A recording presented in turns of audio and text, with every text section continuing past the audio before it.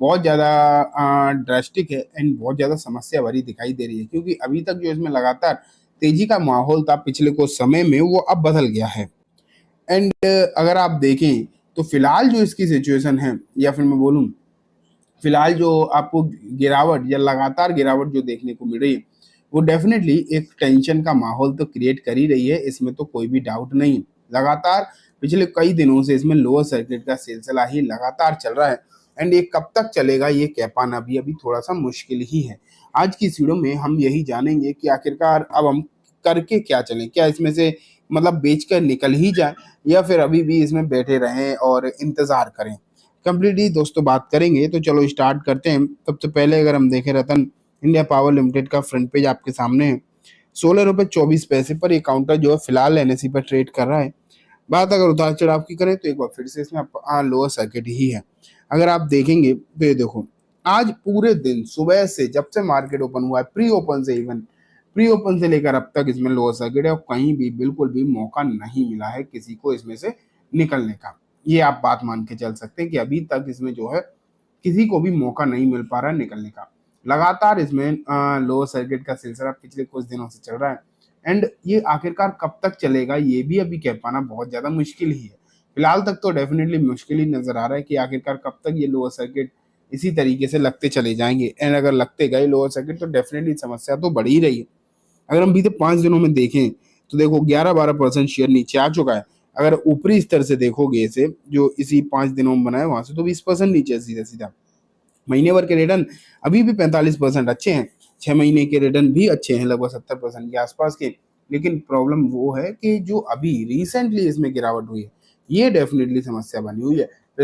1 महीना 2 महीना या 6 महीने वाली कोई दिक्कत नहीं है, लेकिन अभी जो रिसेंटली गिरावट स्टार्ट हुई है ये श्योरली एक बड़ी प्रॉब्लम आपको यहाँ पर देखने को मिल रही है एंड ये प्रॉब्लम आखिरकार कब तक बनी रहेगी ये कह पाना भी थोड़ा सा मुझे तो मुश्किल ही नजर आ रहा है, क्योंकि आज बहुत इंपॉर्टेंट चीजें हुई हैं इसमें, या फिर मैं बोलूँ कुछ इंपॉर्टेंट लेवल हैं वो टूटते हुए देखने को मिले हैं, इसलिए यहाँ पर परेशानी और चिंता बढ़ती हुई दिखाई दे रही है। बेसिकली सब कुछ दिखाऊंगा, लेकिन अगर हम पहले न्यूज की बात करें तो इस पर्टिकुलर काउंटर के लिए कोई भी खबर नहीं है। आप ये मानो कोई भी खबर नहीं है। देखो मैं आपको एक चीज क्लियर करूं, मैंने आपसे सोच रहे होगे कि जब मैं कोई खबर है नहीं तो मैंने क्यों कहा कि न्यूज के ऊपर बात करते हैं, इसलिए क्योंकि मैंने कल काफी लोगों को देखा था वो इस तरीके की कुछ खबरें फैला रहे थे कि आरईसी जो है इसके लिए एनसीएलटी में जा रहा है, इन्वॉल्व इंसॉल्वेंसी वगैरह की जो बात कर रहे थे।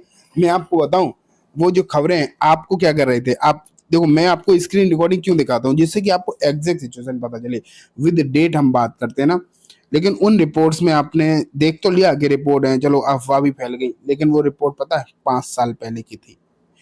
5 साल पहले की रिपोर्ट आपको दिखाई जा रही है। ये कहा जा रहा है कि आरईसी इंसॉल्वेंसी में जाने वाला है। मैं बताता हूँ आपको, इसलिए आप पुरानी खबरों पर तो ज्यादा ध्यान दो मत। तो आप बस एक चीज मान के चलो कि कोई भी नई न्यूज जो है इसके लिए नहीं है, ठीक है, कोई भी नई खबर इसके लिए नहीं है। जो भी है प्राइस एक्शन है एंड खरीदारी एंड बिकवाली है, बस और कुछ नहीं है। आप ये समझ रहे कोई खराब न्यूज आ गई जिसके चलते इसमें गिरावट हो रही है, ऐसी कोई भी बात नहीं है। ये सिर्फ और सिर्फ आपको डराने वाली बात है, ठीक है। चलो अब मैं आपको आगे लेकर चलता हूँ और दिखाता हूँ सिचुएशन क्या है। तो देखो ये डेटा जो है मैंने आपके सामने रखा है रतन का, एंड अगर आप यहाँ पर देखें तो बिकवाली की साइड पर जो शेयर्स आपको दिखाई दे रहे हैं वो कितने हैं, लगभग 6 करोड़ 34 लाख के आसपास शेयर्स अभी लगे हुए हैं, जबकि खरीदार तो कोई है नहीं। इसीलिए तो जब कोई खरीदार नहीं है इसीलिए तो लोअर सर्किट है। लेकिन बिकवाली के लिए शेयर जो है वो अच्छे खासे लगे हुए हैं, ये बात तय है। लेकिन ऐसा नहीं है कि आज किसी के शेयर्स बिके नहीं, ऐसा नहीं।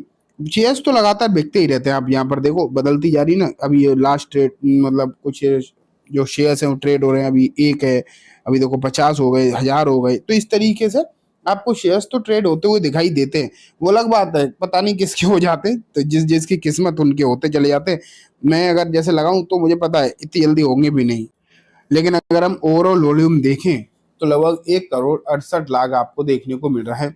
ये वॉल्यूम पॉसिबिलिटीज हैं कि 170 तो हो ही जाएगा, 1 करोड़ 70 लाख तो आराम से हो ही जाएगा। एंड अगर आप बीएसई पर भी देखोगे ना तो ऐसा नहीं है कि सिर्फ एनएसई पर ही वॉल्यूम है, बीएसई पर भी है प्रॉपरली। तो मैं आपको दिखाता हूँ बीएसई पर कितना है। बीएसई पर भी लगभग 23 लाख के आसपास का वॉल्यूम तो हुआ ही है। तो लगभग आप ये मानो कि 2 करोड़ के आसपास शेयर्स का वॉल्यूम तो आज हुआ है। और ये जो मतलब ऐसा नहीं है कि वॉल्यूम हुआ है तो सिर्फ बिकवाली हुई है, खरीदारी भी तो है, किसी ने बेचा है। तो जब किसी ने खरीदा है तभी तो किसी ने बेच पाया है।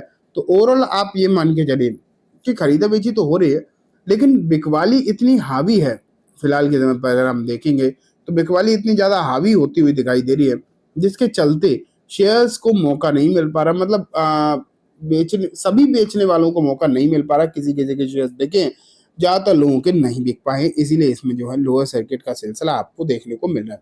तो ये समस्या फिलहाल अगर हम देखें इसमें देखने को मिल रही है, जिसके चलते लोगों में प्रॉब्लम्स तो हैं। लेकिन अब बात आ जाती है कि आखिरकार करें क्या, क्या करें आखिरकार कि इसमें अब बेचकर निकल जाए, कंप्लीटली बेचकर निकल जाए। आखिरकार क्या इसमें ऐसी सिचुएशन दिखाई दे रही है?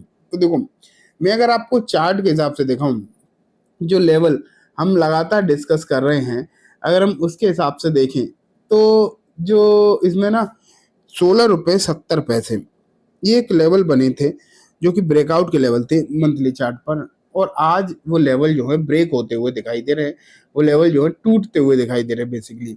एंड जब वो लेवल टूट गए, ब्रेक हो गए, तो एक चार्ट पर तो यहाँ पर अगर हम देखेंगे तो थोड़ी सी सिचुएशन खराब ही देखने को मिल रही है। अब देखो, ये बात तो क्लियर कट आप मानो कि चार्ट्स पर अच्छी चीज दिखाई नहीं दे रही, लेकिन हाँ इतना जरूर कहा जा सकता है कि ये जैसे छोटे प्राइस के जो स्टॉक हैं वो हमेशा इतना ज्यादा प्राइस एक्शन उनमें फॉलो हो नहीं पाता। लेकिन थोड़ी सी समस्या तो है। मुझे जहां तक लगता है, अगर आप चाहो तो आधा अपना बेचने की कोशिश कर सकते हो। अगर वैसे बेचने की कोशिश तो कर ही रहे हैं, लेकिन बिक नहीं पा रहा, यही तो प्रॉब्लम है। मेन प्रॉब्लम तो यही है कि बिक नहीं पा रहा। लेकिन अगर आप चाहो तो कोशिश आधे की तो कर सकते हो। वैसे अब मुझे लगता है, जैसे वैसे तो मैं ये बात डेली ही कह रहा हूँ कि मुझे लगता है कि बहुत ज्यादा गिरावट नहीं होनी चाहिए, लेकिन गिरावट तो हो ही रही है ना। लगने से तो हमेशा चीजें नहीं होती गिरावट तो। लेकिन मुझे लग रहा है कि शायद कल ना हो। ऐसे ही डेली सोचते हैं और डेली इसमें लोअर सर्किट लग जाता है, लेकिन फिलहाल की सिचुएशन डेफिनेटली खराब है। मुझे अगर आप चाहो निकलना तो आधा क्वांटिटी जो इसमें से अगर आप चाहो तो कोशिश कर सकते हो प्री ओपन पर लगाकर।